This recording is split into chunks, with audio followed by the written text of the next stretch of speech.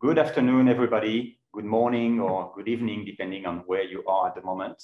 We are very happy to host this webinar today, a prestigious panel that has been joining us for this webinar on the topic of sports and international politics, or more precisely, the topic of sports as a tool of soft power in the international world.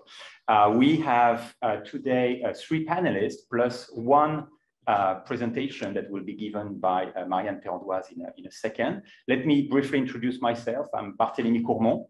I'm a senior research fellow here at IRIS, the Institute of International and Strategic Relations. I'm also senior lecturer with the Catholic University in Lille, and I will be the moderator of this event. Let me introduce our 4 speakers, therefore, for the day very quickly. First of all, we will have Marianne Peron-Doise. Marianne is Associate Research Fellow with IRIS. She's also a researcher with the IRSEM, which is the Institute of Strategic Studies within the French Military Academy, if I'm correct, dear Marianne. Marianne will be giving us a presentation about the activities of the Observatory of Geopolitics of the Indo-Pacific, which is hosting this event within IRIS, of course. Then we will have our panelists. First of all, Miss Okada, Chiaki Okada. Okada-san, you are Associate Professor at Osaka University within the Graduate School of Human Sciences. And your fields of studies cover, I quote, sociology of sports, sports science, education development, and perhaps more importantly for today's presentation, sports for development and peace. Thank you very much for joining us, Ms. Okada, and you will be, as I mentioned, our first panelist. We have also the honor of hosting Pascal Bonifas, who is here with me today. Pascal, you are the founder and the director of IRIS. Our institute has been founded more than 30 years ago now, and you have been the director of this institute since its launching. Among your various activities and many publications, one of your particular fields of great interest for us today is sports and international relations. And you are in France, one of the pioneers of this field. And of course, you will be giving us a presentation about that particular topic. And our last presenter is also someone that it's literally shameful to introduce, as is famous for all of us. Joseph Nye, thank you very much for joining us today, and especially this early for you in the United States. If I introduce you very briefly, you are Distinguished Service Professor at Harvard University, and you were formerly the Dean of the John Fitzgerald Kennedy School of Government in that university. Among your extremely high number of works also, you co-founded the theory of neoliberalism with Robert Keohane back in the late 1970s. And you have also introduced and developed the term soft power in the field of international politics. And this is, of course, one of the main reasons why you are joining our panel today. You also served as Under Secretary of State for security assistance under the Carter administration. And once again, under the Clinton administration, has Assistant Secretary of Defense for International Security Affairs. Thank you very much for the 3 of you to join us today. It's a great pleasure to have you for this meeting. Marianne, I leave you the floor for this brief introduction. Thank you. Thank you so much, Barthélémy, for letting me saying a few words as an introduction to this very high-level conference. I'm very thrilled, I'm very honored to do so in the presence of such renowned speakers as IRIS guest today. And I'm also happy to do so in connection with activities of the Indo-Pacific Geopolitical Observatory that IRIS launched over just a month ago. And as you say, that I'm lucky enough to co-direct it with my dear colleague, Professor Eric Motet, and with you, Barthélémy. And what I would briefly trying to do is to play a little with us and with you, and to ask a question and to transpose the theme of this conference to sport as a soft power tool capable of modifying international relations by using the concept of Indo-Pacific. You see, so I would like to ask whether the concept of Indo-Pacific as a soft power dimension capable of seducing enough to influence international relations in Asia and maybe abroad.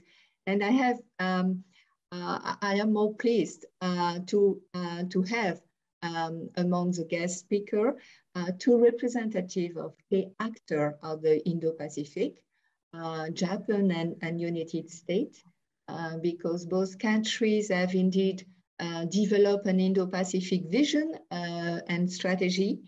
And we will have the opportunity to study this in the framework of our observatory. And what I can say is that Japan was really at the forefront of promoting this concept through the action of the former Prime Minister Shinzo Abe. And we can wonder if the Indo-Pacific, just like manga, just like martial art, is not one of the many soft power tools that Japan has to influence the international relation in Asia. And really beyond the joke, this is partly a question, a serious question that I am raising here, and that we can study within the framework of our observatory. And the question here is the attractiveness of the Indo-Pacific concept and its capacity to drive implementation by states that is supporting it. And the fact is that attractiveness is at the heart of the notion of soft power.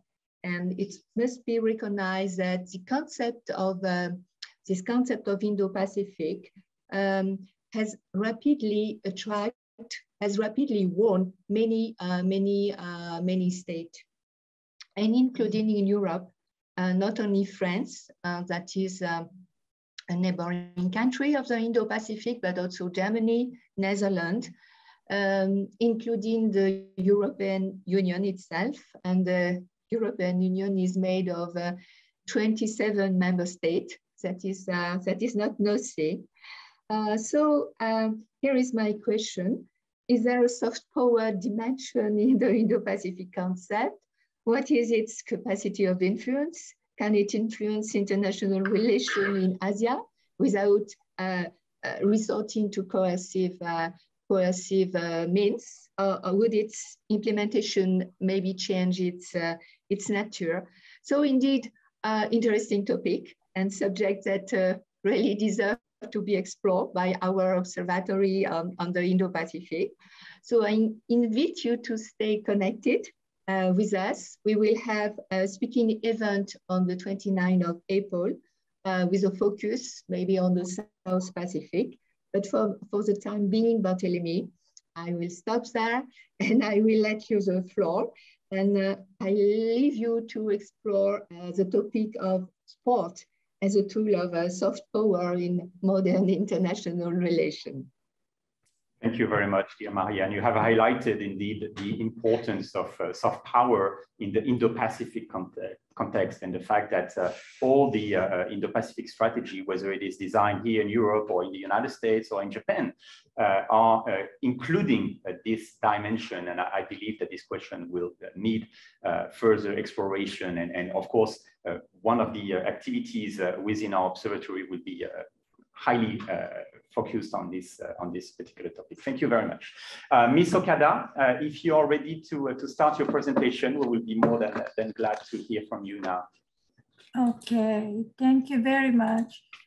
Let me share my presentation.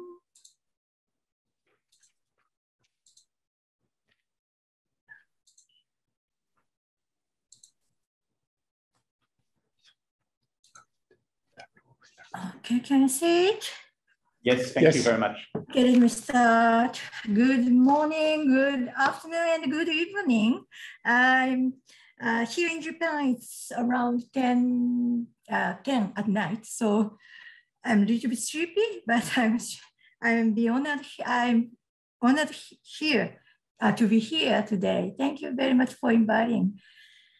I'm Chiaki Okada from Osaka University, Japan.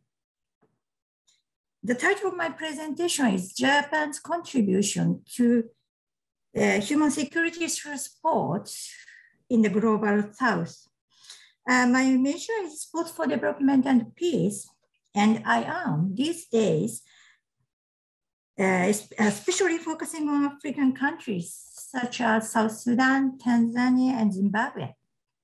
I'm going to talk about the background of Japanese international contributions through sports comprehensively and introduce you a case example in South Sudan later. As you know, Tokyo 2020 Olympic Paralympic Games were held last summer under the strict control with no spectators to prevent the COVID-19 spreading in the Olympic Paralympic communities and Japanese society as well. It's difficult for us to judge whether the games were successful or not. Generally speaking, among most Japanese people, however, it may have brought something which we can call a legacy. Before the starting of Paris 2024, the balance of cost and benefit of Tokyo 2020 should be verified. However, there may be side issues which are ignored, and there are some invisible benefits, and there is no meaning in investigating the outcomes from a purely economic perspectives. In the first place, I'd like you to know the fact that Japanese sports culture is not mature enough compared to the other global North countries as a country to host the Olympic Paralympic Games. Japan does not have an established sports system, neither for elite sports nor sports for all, which historically has imposed the responsibility of sports participation to individuals, maybe based on the value of capitalist societies. As for elite sports, Japan has a unique system that ordinary schools and teachers, even the local and remote areas, have responsibility to cultivate the young sports talent. Also, in some sense, it has been evaluated to provide fair opportunities for many students all over the country. There is going on a huge discussion about the teachers' excessive dedication and too much enthusiasm of parents.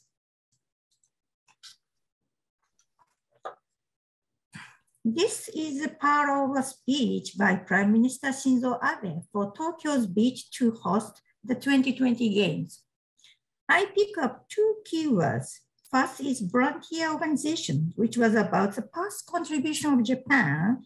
And the second is sports for tomorrow, which was a future planned contribution through sport of Japan, mainly to the global South countries until the year 2020. First one is volunteer organization. The Japanese International Cooperation Agency, JICA, is a governmental organization which mainly provides bilateral aid in the form of technical cooperation. I introduced one of their programs, the Volunteer Dispatchment JOCV. JOCV is one of the Japanese technical cooperation schemes operated by JICA. The program dispatches eager Japanese citizens who wish to participate in assisting developing countries whose governments call for assistance. Volunteers aged 20 to 60 are generally dispatched for 2 years. JOCVs are selected using examinations which coincide with the requirement needed to meet the request for assistance from various governments. After spending about 70 days training in Japan, they are dispatched overseas for around 2 years. As of 2020, JOCV has sent more than 45,000 volunteers to 98 countries since its creation in 1965.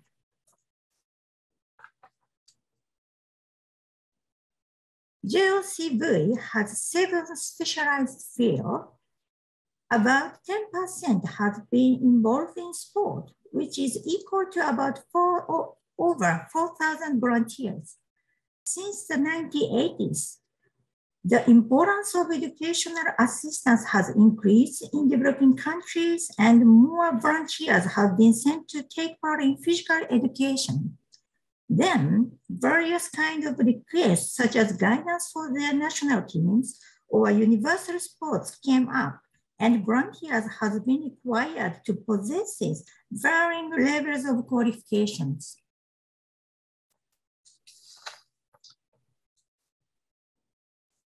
The sports and development project undertaken by JICA in developing countries are an effective means of solving development issues by using sports as a method to directly or indirectly build the capacity of individuals and organizations to broaden their potential and making people's lives healthier and richer. Building on its sports and development projects, JICA will further develop its 3 pillars and implement sustainable ongoing initiatives based on the global situation following the Tokyo 2020 Games.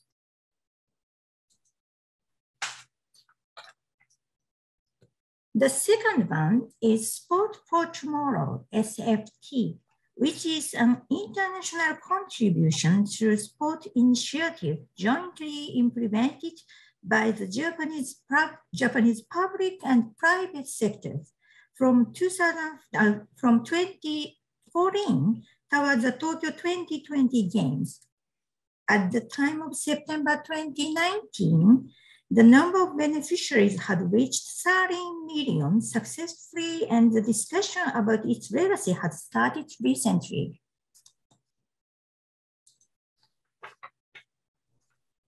Following the SFT program, they had aimed to bring the joy of sports to at least 10 million children in 100 countries by 2020.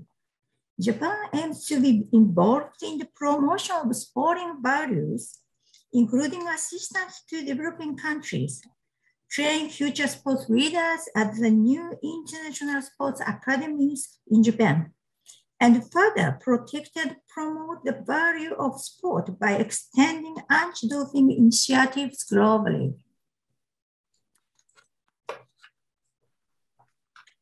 The first section is international cooperation and exchange through sports, which is my area. And at the same time, JICA and JOCV has been implementing related projects for a long time. I will introduce a case example in South Sudan later.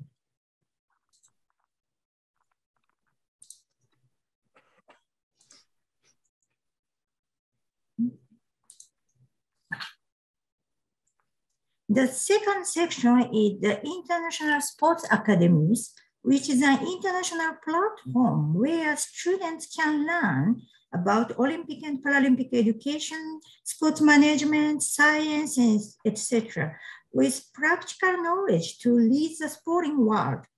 These academies invite young people from all over the world to develop tomorrow's leading administrators, coaches, and academics in sport, and 18-month master course and 2-week short programs are provided every year.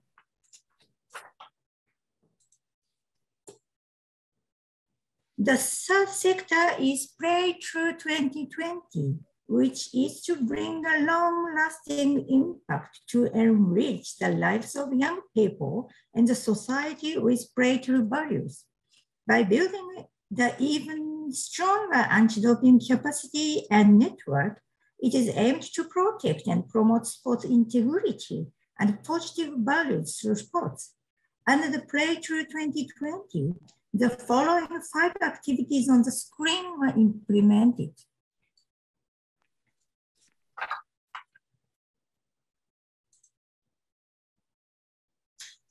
Finally, I will introduce one of the international cooperation projects, which is called National Unity Day in South Sudan.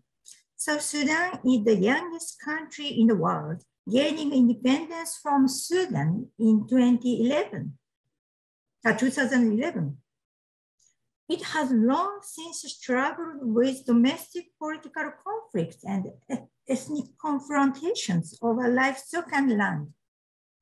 After the peace agreement in 2016, political conflict has ceased, but due to the years of fighting and delays in the peace process, people's day-to-day lives are closely intertwined with anxiety and fear of violence.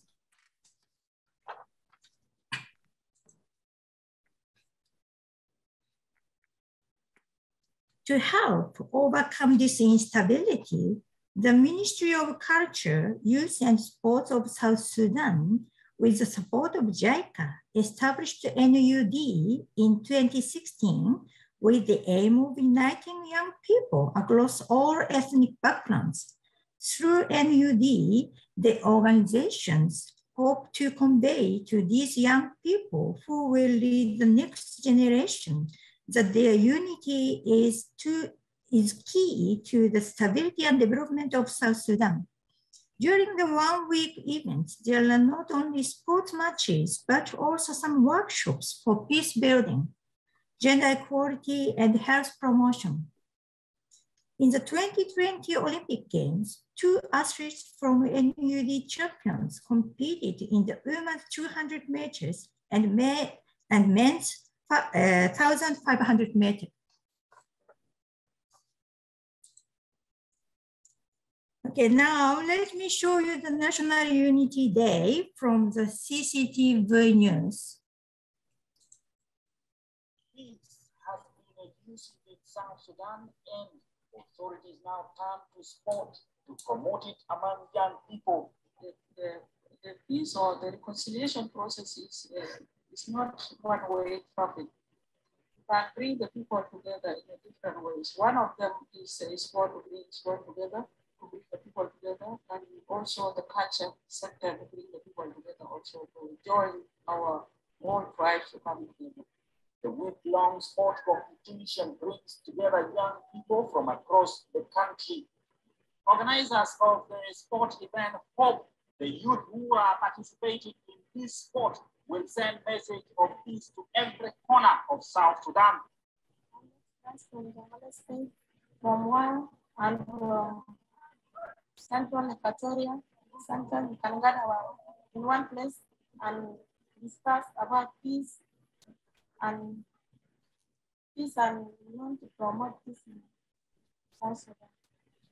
Some of the participants say more of such events should be organized to give them opportunity to compete at international sport events. My dream is also to put my country in the map of athletics in the whole world. Make South Sudan also be known like Jamaica, known because of the same goal. So South Sudan can also be known through me. South Sudan's warring parties disagree on various issues relating to the implementation of the peace deal. The country's sports organization hopes it can promote peace among communities divided by conflict. Patrick Oyet, CCTV, Juba, South Sudan.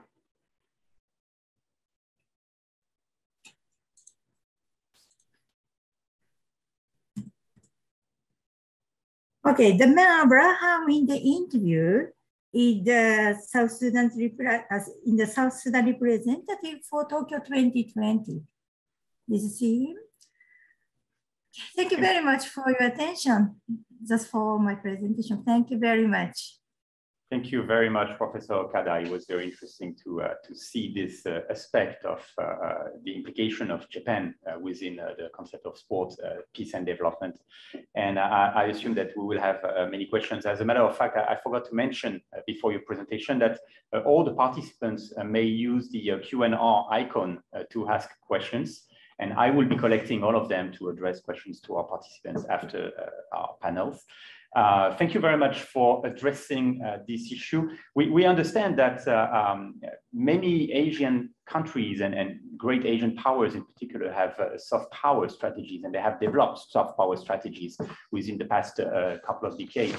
And in the case of Japan, it's very interesting to notice that sports and the concept of sports and development has become one of these specificities. So I think we will have many questions in this regard. Thank you so much.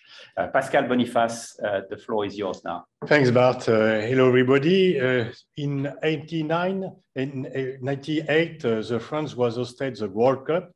And the year before, I went to see two publishers, friends of mine, and I proposed to make a book on football and international relations.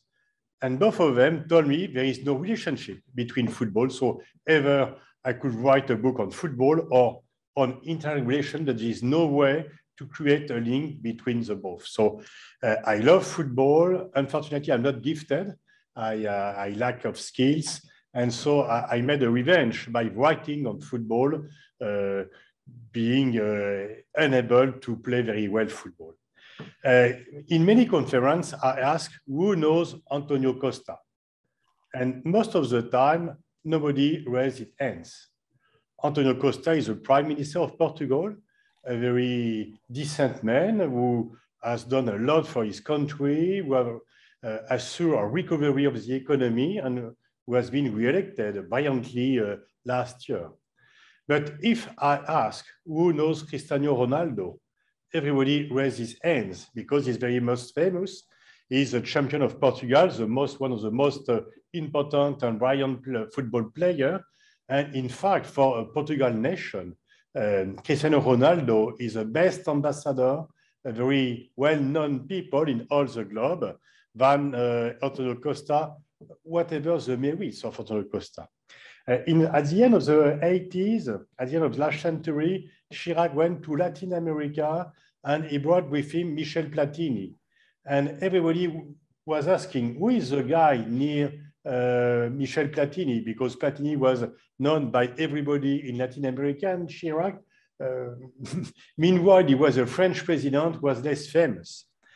And so I will say that in our global village, sports champions are the most famous and the most loved citizens. Not only they are famous, and of course, chief of state, head of government are famous, but they are not always loved, as we can see with Putin, for example, and even with other leaders. The best sportsmen and women are loved by everybody, and everybody appreciates them. International stars are immediately identified and celebrated, from the kid to the chief of staff, from the international company CEO to the inhabitant of the slum. Everybody knows Carl Lewis, Usain Bolt, and the most famous sportsman and woman. And it's the paradox of sports and globalization, sport and football above all, because it's the most universal sports. Sports and football are the climax of globalization, but in contrast with globalization, sports reinforce and gives new strengths to national identity. One of the most important critiques of globalization is to erase national identity. Sports strengthen national identity. When the national team, basket, handball, football, rugby, or an Olympic champion is performing, all differences and divisions inside a nation fall apart. There is no more difference of political conviction, no more difference of gender, no more difference of religious beliefs or sexual orientation, or even geographical location. You're from the north, from the south, from the east, from the west. You become a supporter, and a very dedicated one. And for a new and independent country, just after decolonization or after the implosion of a multinational states like former Yugoslavia or former Soviet Union, becoming member of an International Federation of Football or member of an International Olympic Committee is as much important as becoming member of United Nations. because for the ordinary citizen, to be member of FIFA or IAIC is immediately seen. The seat at UN is not always very well known. Sports international organizations give an immediate and huge visibility to your national recent flag. Sport is a total social factor. The TV has created a virtual stadium with unlimited number of seats in which everybody could attend. And so everybody could attend the World Cup or Olympic Games wherever he is. There is a big difference between the first World Cup in 1930. It was far away for European countries. Some countries prefer not to attend not to participate because it was far away. And of course, after a match of football, there's only some words in newspaper. When the World Cup will start in November, all the newspaper, all the TV will show the World Cup, even the non-sport newspaper, even the general newspaper. And of course, when the first Olympic Games were created in 1896, there is only 100 participants, a dozen of countries. Of course, it was not the same, even with the COVID-19 crisis, it was not the same things in Tokyo last year. There is big difference between traditional geopolitical factor and sports. A strategic superpower is rarely popular among other nations. Military power and the use of military power generate anger and indignation. And most broadly speaking, imposing economic sanction or constraint other country by hard power, as Jonah has created this concept, the use of hard power, could be economic, could be military, generate anger and indignation. Hard power barely generates sympathy. On the other hand, when your national team is dominant, it will just generate admiration and sympathy and respect. It was the case for Brazil. It was the case when the French team won the World Cup in 98 and in 18. And so the domination in sports does not create indignation. Everybody loves Usain Bolt, even it's taken for granted that he will win the competition. It's very different. So that's why sport is very dedicated to soft power. Sport champions, even being ultra dominant, and more precisely, if they are ultra dominant, are appreciated all around the world, and few people could expect to be watched with envy if they belong to a military superpower. If you belong to the World Cup winner, everybody will applaud you. Just after, in my life, there is 2 occasions in which I was popular only for being French. After the victory in World Cup in 98 and after the Iraqi war in 2003. But to be frank, in some countries, it's not so popular to be French in 2003. After the victory with the World Cup, there is no opposition. Having the nationality of a World Cup winner is a different story because sports allows you to proclaim your national pride without being perceived as a threat. There is a famous example. It's called the Bern Miracle. It took place in 1954. The German team won the World Cup in this year. It was a big surprise. It was a miracle. And for the first time since 1945, German people could be proud to be German and without susciting fear for other nations, because it was only football. And Adenauer was pleased to attend the victory of his national team, but because it's good for the morale of the nation and it won't generate fear from other nations on a German domination. The German domination in sports is less and it suscits no anger, no fear. It's not the same case, of course, in military. So I think I could say that sport is a continuation of geopolitics by other tools. It allows you to show the flag, and there is another famous example. You have an Algerian national team from 58 to 61 before the creation of Algeria, before Algerian independence, because the National Liberal Front has decided to create a national team just to show the flag and to have the national anthem played in pitches.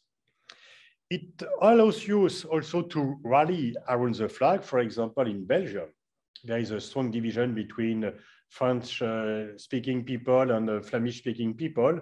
All of them are supporting of the national Belgian team.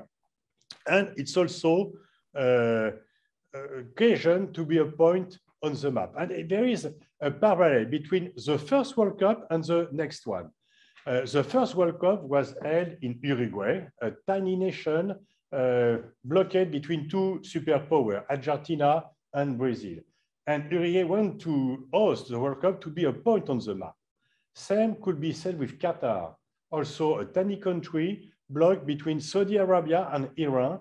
And to host the World Cup, it's a matter, it's an occasion to be seen as existing on the map.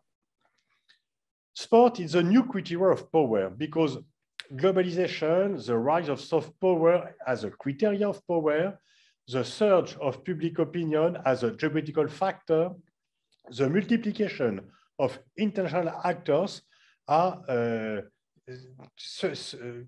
created an imperious necessity to be visible.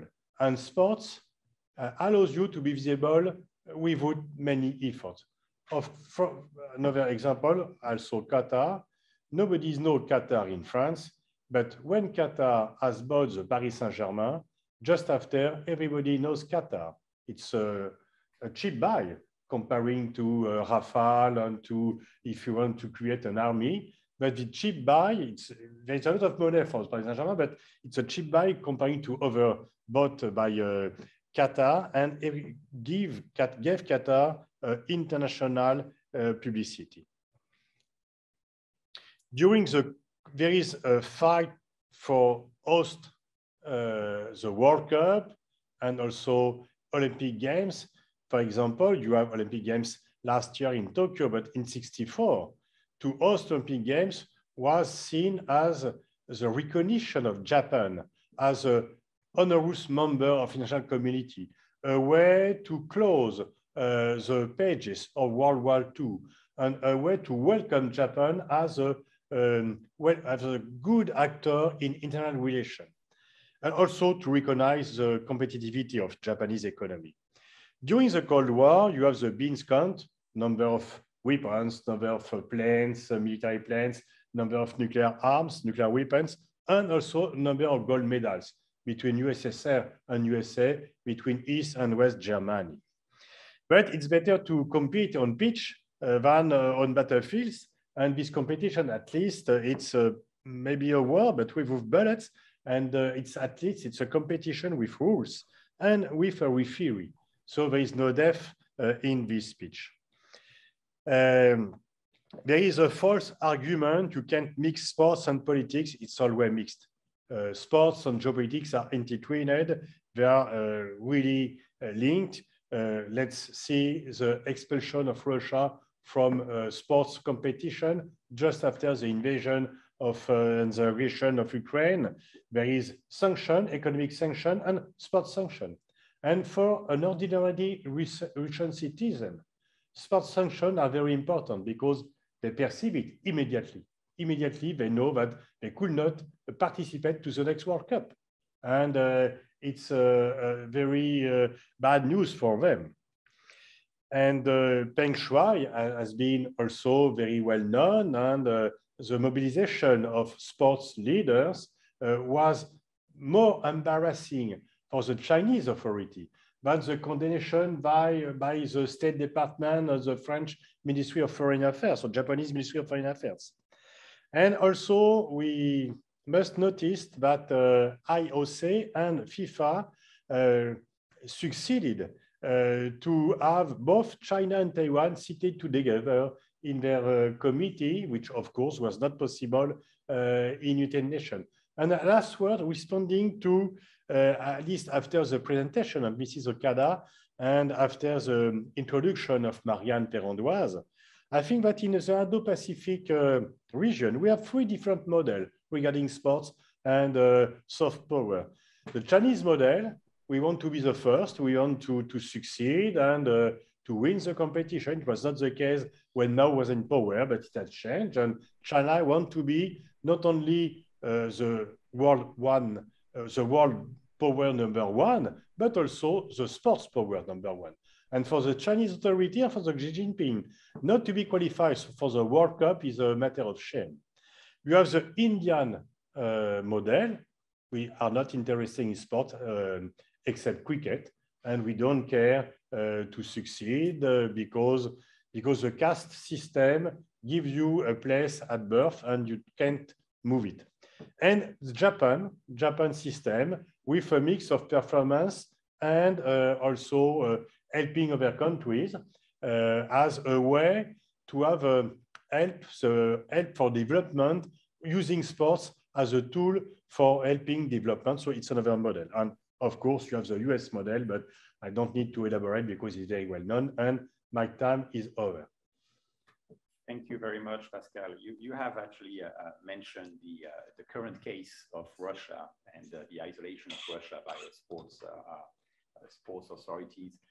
Very interestingly, the stadium, the Moscow stadium, the Luzhniki stadium, hosted the final of the last World Cup. And here in France, it has a very good image because of the fact that we lifted for the second time. I was there. The World Cup, and you were there, I know that.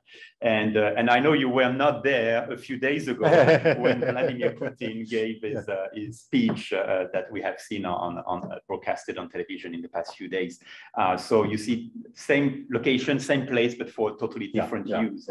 And you have emphasized in your presentation on not only the importance of sports in the field of international relations, and I think that we all understand the fact that it's just a fact and we have to acknowledge it.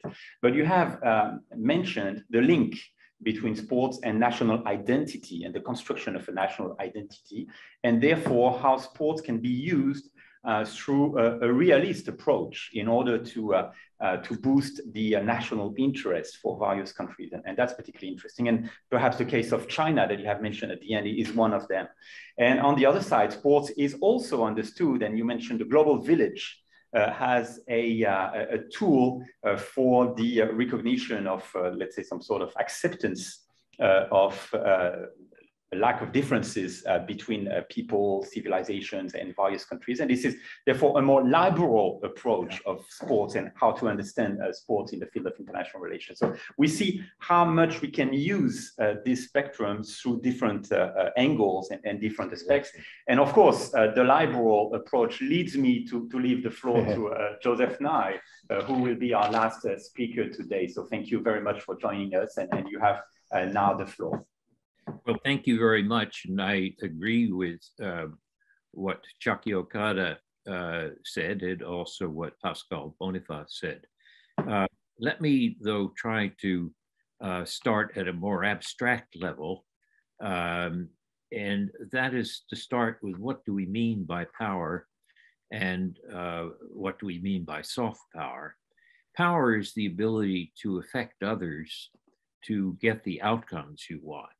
And you can do that in three ways. One is by coercion, the other is by payment, and the third is by attraction. And soft power is the ability to affect others to get what you want through attraction rather than coercion or payment. Now, there are various resources which can be the source of attraction or the source of coercion or the source of payment.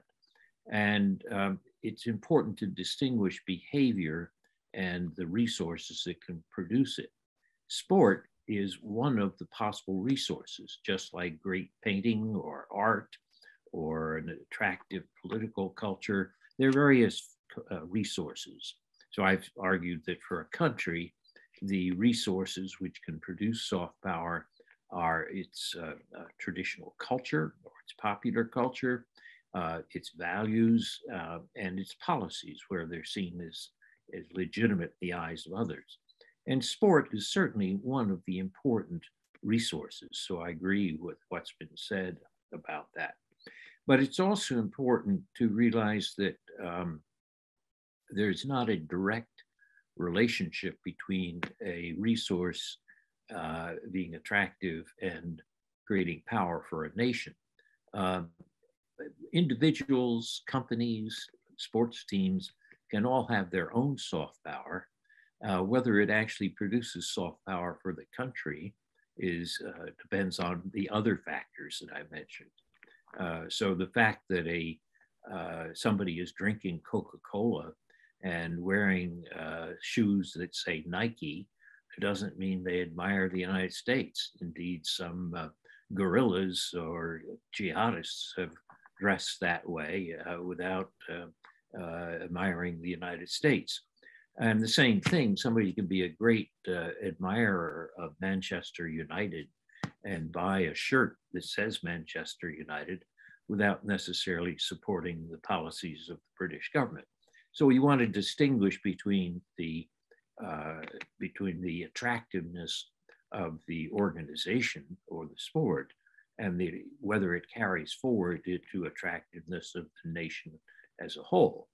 A great deal of soft power of a country is produced by its civil society, not by its government. So, if you look at broadcasting by a state-owned broadcasting company, it's designed to make the country look attractive, but it may not have much effect if it's too propagandistic. Propaganda fails as a source of soft power if it's not credible, and propaganda usually is not credible. So in that sense, we can't look at just what governments do to assume that they produce soft power. And very often you'll have in a country attraction to the civil society of the country at the same time that there's anger or repulsion of the government. I always think of the situation of the US government in the 1960s when it was waging war in Vietnam. There were people marching through the streets of the world opposing the US government. But the interesting thing is that they didn't sing the Communist Internationale. They sang Martin Luther King's "We Shall Overcome." In other words, an anthem from American civil society still meant there's some things attractive about the United States as a country, even though the United States government was so unattractive in its policies that it was leading to the protests in the first place. So in that sense, the sports teams, which are part of civil society of a country, can indeed produce attraction to the country, even if there's disagreement with the policies of the government. So I think that's Pascal Bonifas made that point, and I think it's an important one. But if we turn to the Olympics, this is a case where even though the Olympics are allegedly private, they're continually manipulated by governments for political power. If we look at the Beijing Olympics of 2008, it's sometimes called China's coming out party, in the sense that China was feeling economically strong, it had benefits of its growth, and the Beijing Olympic was a way to celebrate that. I would argue that was largely quite successful. On the other hand, if you look at the Sochi Olympics, 2014, Putin expected that to be a celebration of Russia, but notice that it hasn't lasted because of the other policies that Russia has followed. So there's not a one-to-one relationship between the efforts that a country makes and whether in the sporting field of the Olympics and whether it lasts or not. Indeed, on the Russian case, the accusations of doping and basically, I would argue, reduced Russian soft power even before the invasion of Ukraine. So again, Olympics are a good example of states trying to manipulate sport to improve their power position by increasing their soft power. And sometimes it works and sometimes it doesn't work. Now, let me say a word or two about the Indo-Pacific, which Marianne mentioned. Does the Indo-Pacific as a region have attractiveness? And the answer to that is clearly yes. It's been an area of the world economy which has seen the most rapid economic growth. And let's face it, economic success is attractive. Indeed, you could argue that a great deal of China's soft power comes from its enormous economic success. Raising hundreds of millions of people out of poverty has been a great source of Chinese soft power. But I think one also has to realize that when one talks about the growth of the economy, it has two aspects. That resource of economic growth can produce soft power, attractiveness I just mentioned, can also produce hard power. It produces the ability to imply sanctions or apply sanctions. It also produces the ability to support the military and grow your military. And that, of course, creates fear. So economic success in the Indo-Pacific region has been a source of its attractiveness, but also a source of fear. Asia has its own balance of power. States will often turn to alliances and to military arms to protect their independence. This is one of the long-standing principles of international relations. And as long ago as 2008, the former editor of the London Economist, Bill Emmett, published a book pointing out that Asia had its own internal balance of power. India, Japan, Vietnam, others do not want to be dominated by China. At the same time, they do want to keep good relations with China for economic purposes. So you find a strange situation in which many countries want an American presence insofar as it adds to their security and protects them against domination by China, but they don't want the Americans to cut them off from China, which is an important source of their trade. So there's a great deal of ambivalence in the Indo-Pacific region. You can see this in the development of the loose relationship among states called the Quad, which is the meetings of US, Japan, India, and Australia. The Indians don't want it to become an alliance against China, but it's also very clear that at a time when Chinese soldiers are killing Indian soldiers on the Himalayan border, that the Indians are glad to have a symbol or signal that the Chinese can't dominate them. So we find then as we answer this question about the attractiveness of Indo-Pacific, the answer is yes, it clearly has attraction, but it also has its own set of fears and internal tensions. That led in 2007 to a famous speech by Hu Jintao, who was then the president of China, to the 17th Party Congress of the Chinese Communist Party, in which he pleaded for China to increase its soft power. And you would think, well, why would he bother? And the answer was that was a very smart move. If your hard power, namely your economy and military, are growing, you're likely to stimulate these types of balancing actions against you. But if you can combine that with attractiveness, then you're likely to produce less incentive for these balancing actions by other states. So the extent to which China can increase its soft power at the same time that it increases its hard power is what I call smart power, the ability to combine the two successfully. And to some extent, China has been able to do it, but it has two great obstacles. One is its problems with its neighbors in many cases.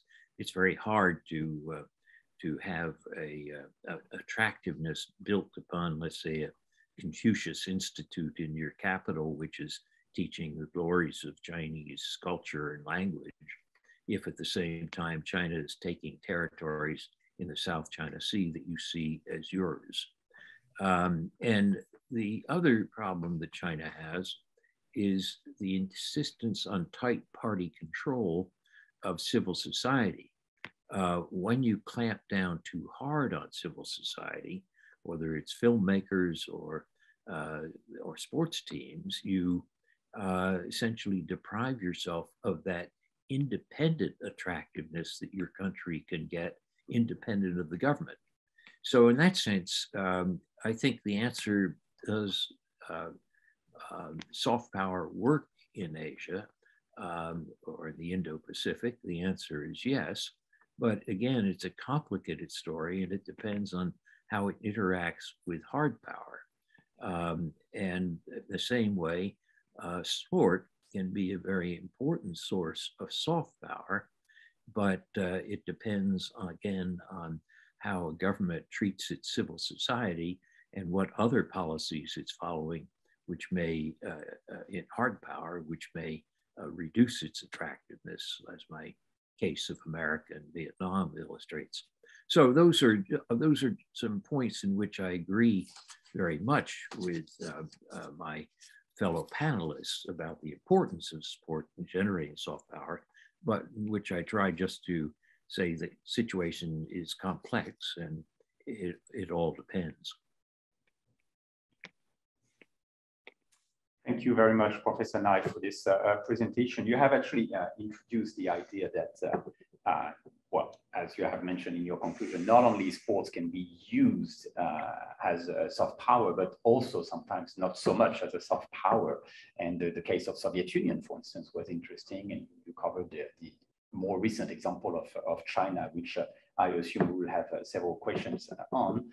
And you have also emphasized on the importance of soft power strategies in the Indo-Pacific region. And I think this is a very interesting axis that you have developed through your presentation. So I started collecting several questions for the three of you. I have noticed that the questions we receive come from a lot of different countries, which is particularly interesting, including some African countries, for instance. So I will keep collecting them, and let me start asking a few of them. First of all, perhaps to Ms. Okada. I have a question about something that you haven't introduced, but which I believe strikes you a lot, which is the impact of the COVID-19 pandemic on the Sports for Tomorrow project or plan by Japan. Did it have a decisive impact on the proceeding of this plan in places such as Africa? You have mentioned South Sudan, for instance. Does that mean that there will be some readjustments after the COVID-19? So do you have anything that you want to say about the impact of COVID-19 in this prospect? And basically, can we expect the idea of sports for tomorrow to be revived once the restrictions are finally lifted? Thanks for the question. Actually, it depends on the program. Even in the Sports for Tomorrow, in some programs, they can't help stopping their activities, but in some, they try to have remote or online activities, which is almost the same as the other SDP program all over the world under the COVID-19 pandemic situation. The case in South Sudan, on the video, JICA staff members in fields had some small-scale programs adapted to adapt the restriction in the country. The process to modify their plan with collaboration, South Sudanese staff and Japanese staff members would be one of the outcomes for the future development of the program itself, I think. Yeah, thank you very much. Just for your indication, Pascal Bonifas had to leave for a very brief moment, but I have a few questions for both him and Jonai. So perhaps Professor Nai, you would like to answer first. It's actually about one of the part of your presentations, both of you, about how sports can be used by dictatorships, and therefore the concept of politicization of sports, which seems quite obvious. Apparently, according to your presentation in the case of China, and according to Pascal Bonifas' presentation in the case of Russia nowadays. So we have many questions about how can we consider sports really a component of soft power when at the same time it is used by these dictatorships as a tool for their supremacy or for their visibility. So what would you like to say about that? Well, I want to point out that soft power is not good per se, and it doesn't always produce good results. It's a form of power. It can be used for good purposes, can be used for bad purposes.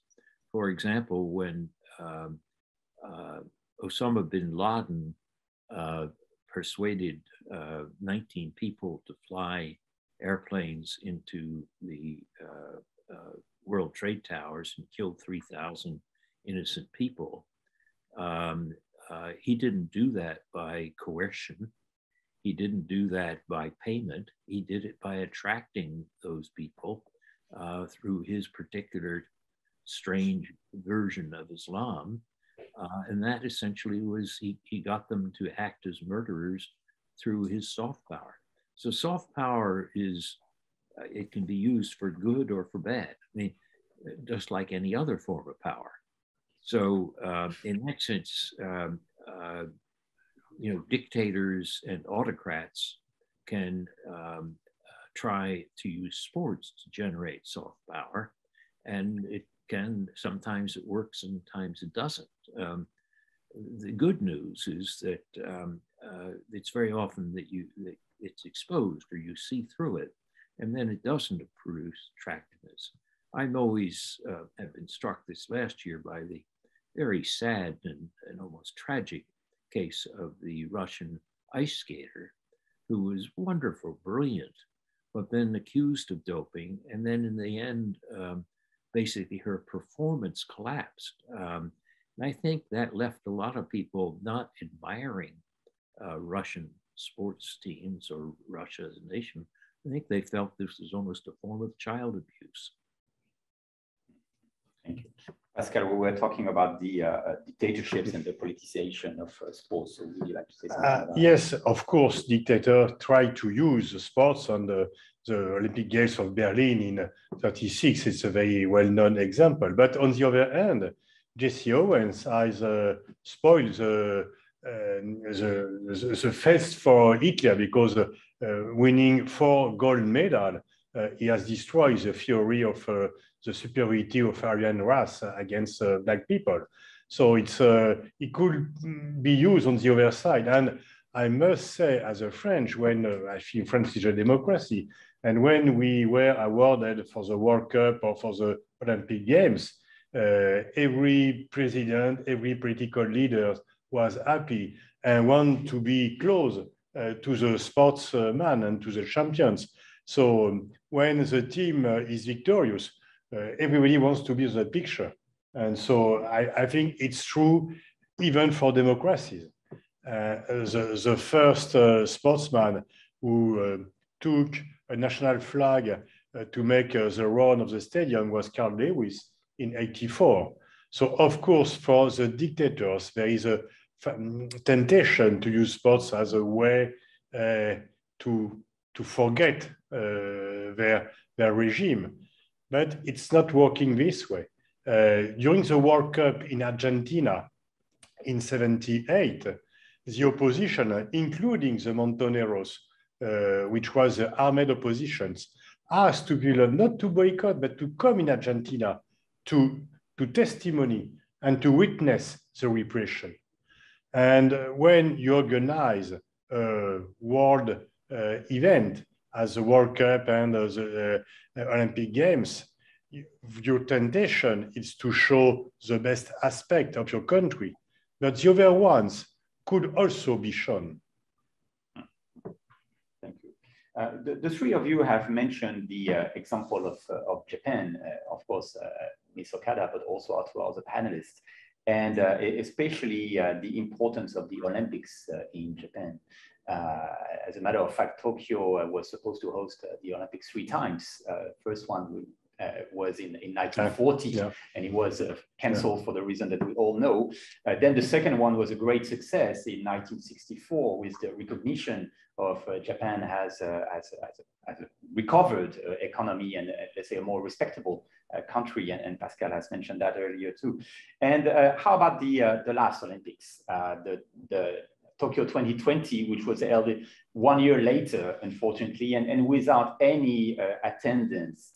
So we have several questions about the success of these Olympics. So perhaps, Ms. Okada, you have something to say about whether or not it was good for the image of Japan worldwide.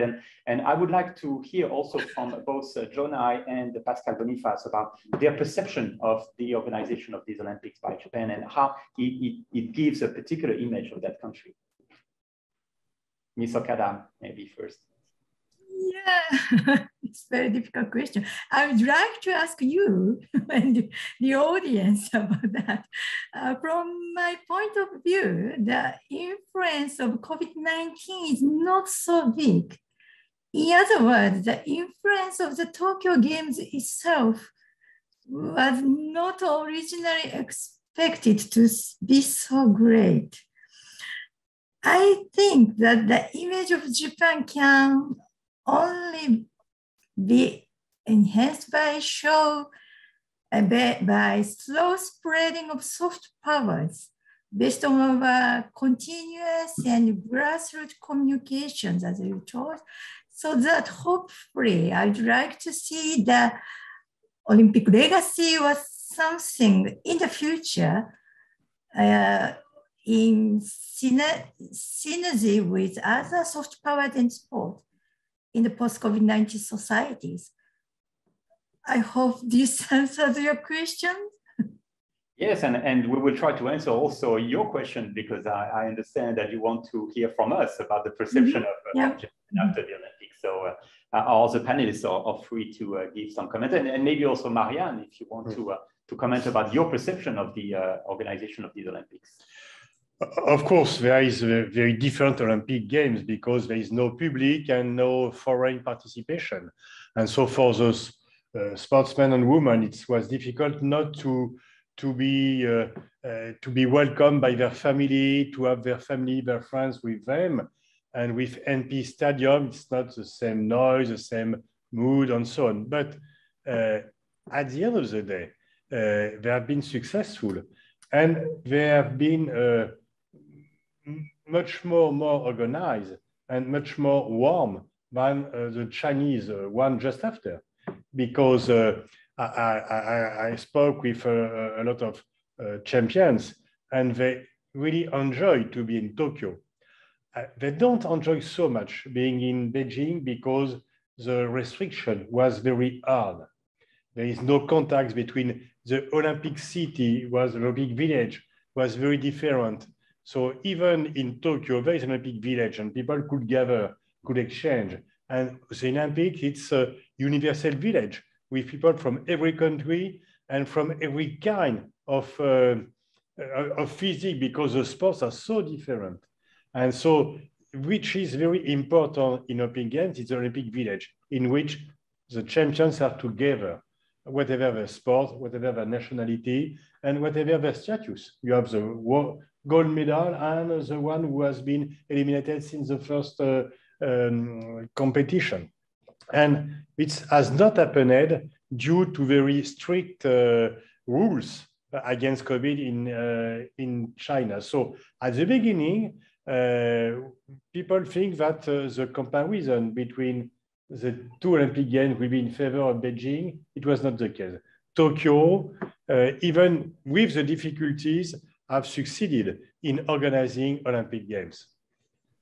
I agree with that. Marianne, what's your perception of the Olympics in Tokyo? Well, I have really a mixed perception, from this Olympics, because I think that at the international level and also at the national level, it was quite a lost opportunity, and I'm afraid that the Japan government didn't got from it all of the success and I will say political not legitimacy, but political I will say positive trend, because I think that I remember how Prime Minister Abe put a lot of effort to obtain that this Olympic could be held in Japan, and it was in a way, in his spirit, you see an important moment regarding the course of its personal mandate and a kind of gift to put really Japan in the light and to mark it at you see as an accomplished state able to hold the Olympic. And I can't imagine that in the spirit of Shinzo Abe, there was a will at this moment to mark a tempo from Japan, having in mind that China will hold the next Olympic. And so there were maybe a kind of competition between the two. And so I'm afraid that because of the COVID, this was maybe a lost opportunity to have this international view and perspective for Japan. And I have the impression that the public opinion in Japan itself didn't really feel comfortable and was very, very critical regarding the fact that, in the context of Omicron, finally the government of Japan wanted to hold this event. So at the end of the day, I had the impression that it was a loss of, I will say, deception for the leadership, for the public opinion in Japan. And if I'm not mistaken, I remember that it was one of the reasons of the resignation of the Prime Minister Suga at this moment. So I can't have the feeling that this Olympic has a very negative impact and is not really a nice souvenir for the people in Japan and even for the leadership in Japan. Thank you, Maria. If I may actually had a few comments on that very important question. If I remember correctly, Asian countries hosted the Olympics, both summer and winter Olympics, only 8 times in history, which is not so much, especially if you compare to Europe in particular. That includes 4 times in Japan, right? Twice the summer games in Tokyo and twice the winter games in Sapporo and Nagano, right? But what we notice is that all these Olympics proved extremely important for Asian powers. That's my first point. And the Tokyo Olympics in '64 can be compared with the Seoul Olympics in 1988, which was some sort of consecration of the modernization and also democratization of the Korean society. The Beijing Olympics proved also a very important momentum for China. And Jonah, I mentioned earlier the soft power strategy of China, which was designed in 2007, just a year before the Olympics. And therefore, the Olympic was some sort of consecration of that, let's say, will from China to give a different image. And my second point is about the fact that we have observed an acceleration of the organization of Olympics in Asia. I remind our audience that the last 3 Olympics were held in Asia, which never appeared before.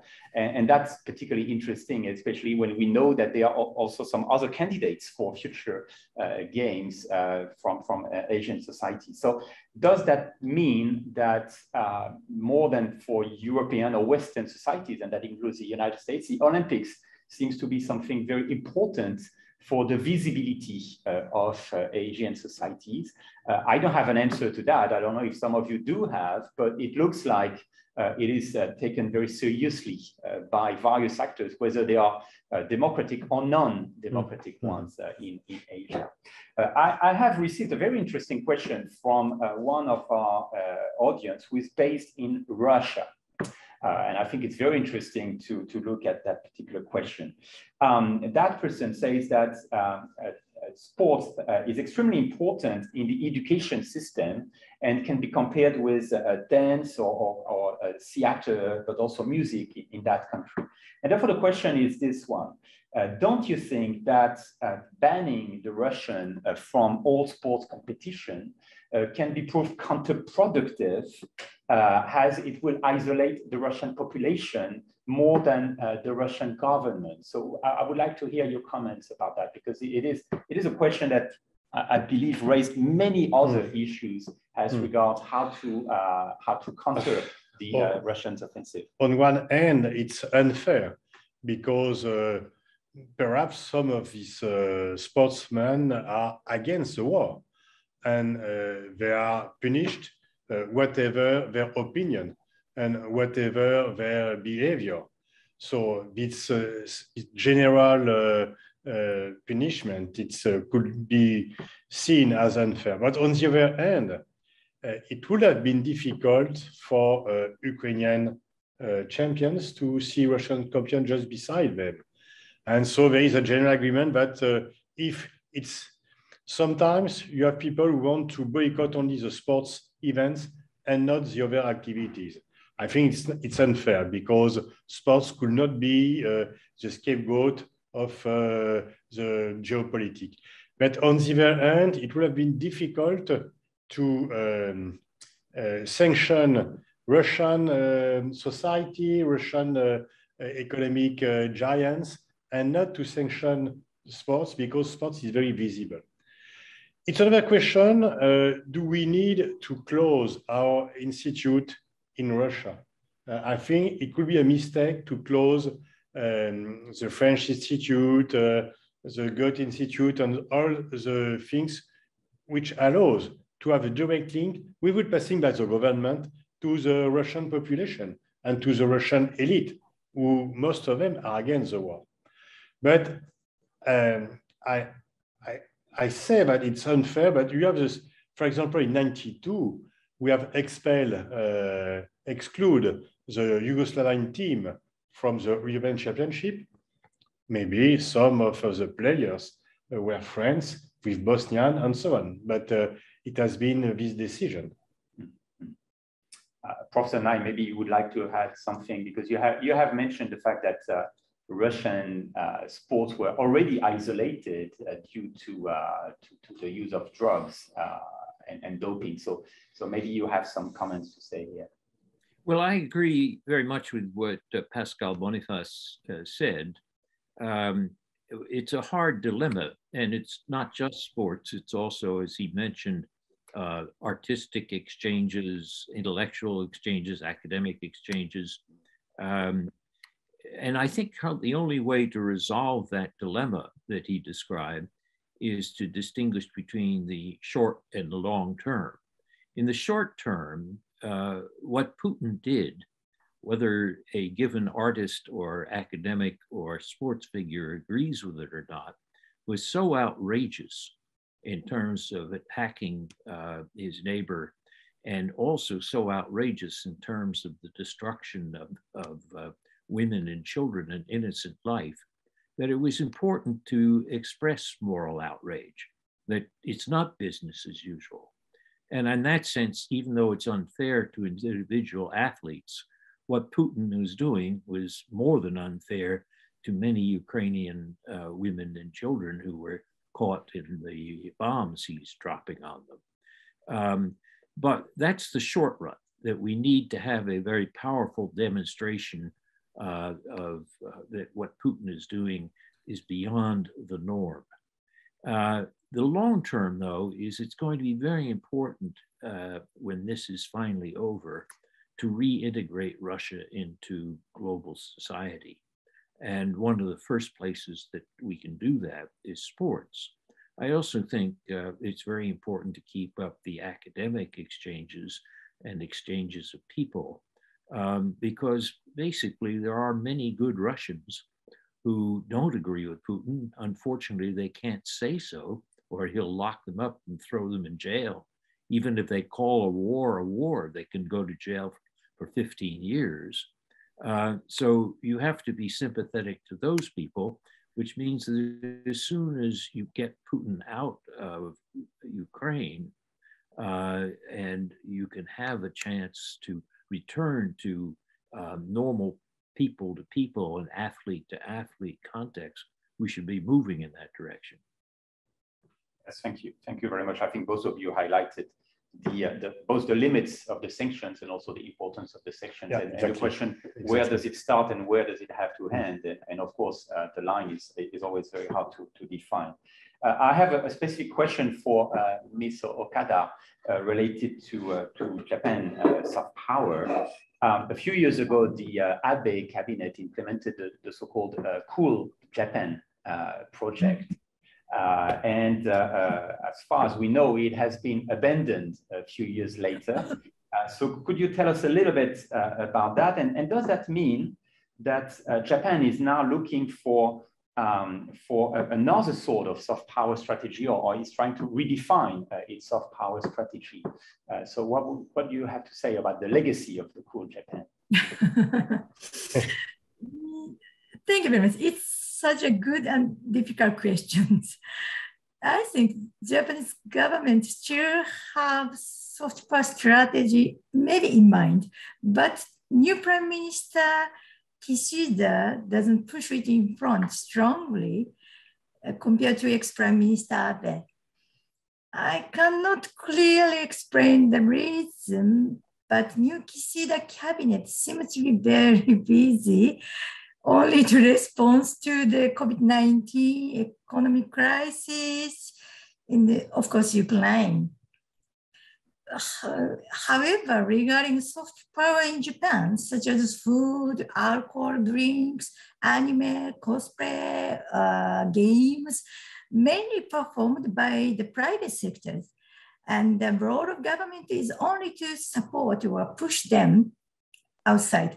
So also, I'm not sure it's strategical or not. Various soft power is still here and wait for opening the border after the COVID-19 for international exchange.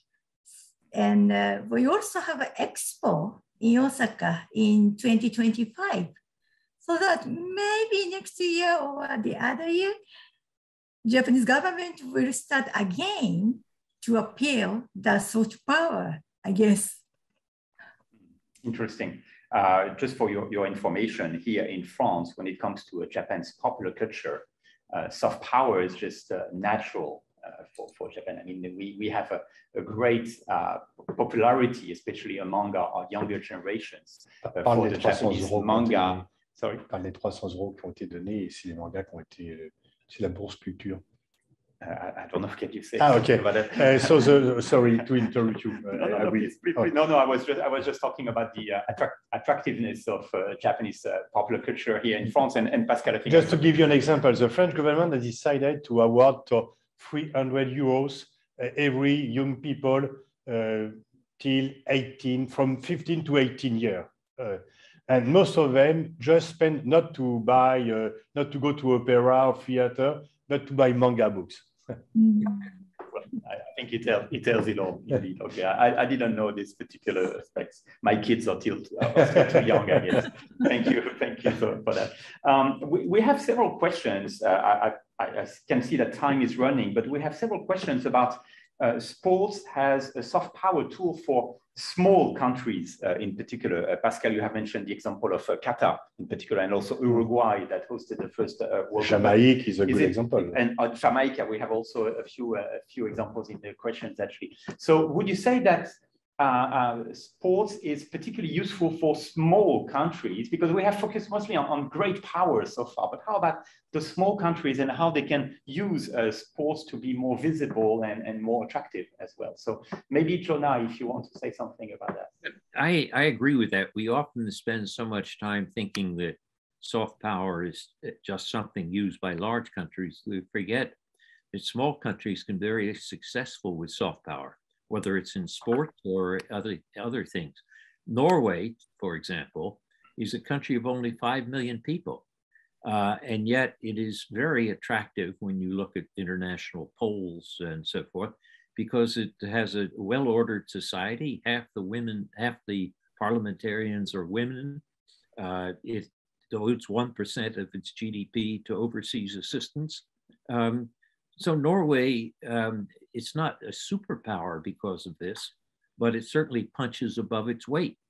And similarly, a small country with a good and genuine sports success will punch above its weight. Jamaica is a great example of that.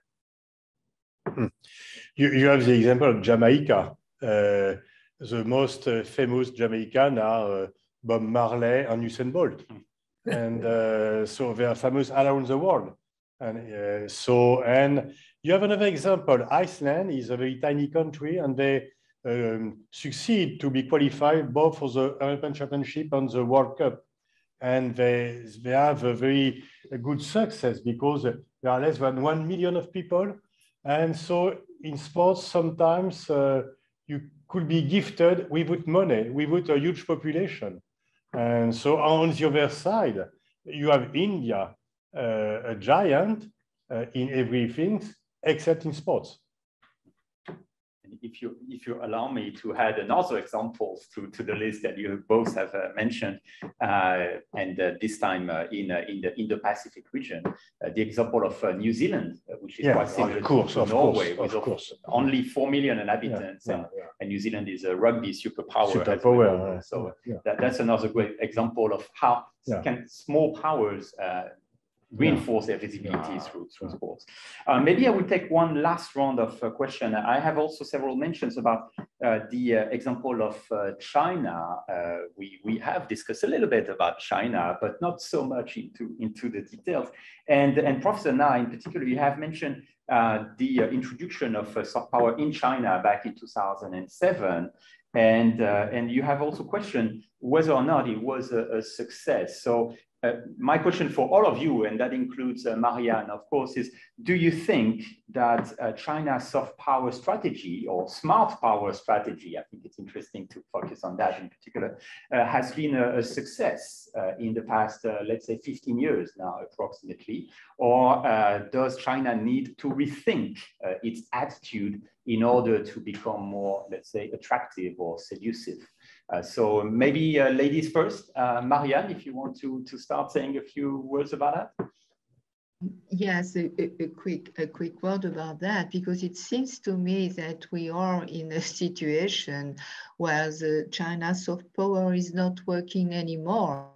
And even when you consider some element of pole in the world, in Southeast Asia, in Europe, you can see that China is perceived in a very negative way, is perceived, if not as a threat, for many, very, very clearly. So I had the impression that China, you see, fall into the black part of the soft power. Typically is perceived as more a hard power, and all of the influence of China is perceived as a tentative of destabilization, and we can speak even quickly or mention in information warfare, all of the capacity of disinformation abroad of China and the use of cyber, and all of this I will say, tendency that we are putting in the box of, in the gray box of hybrid trade.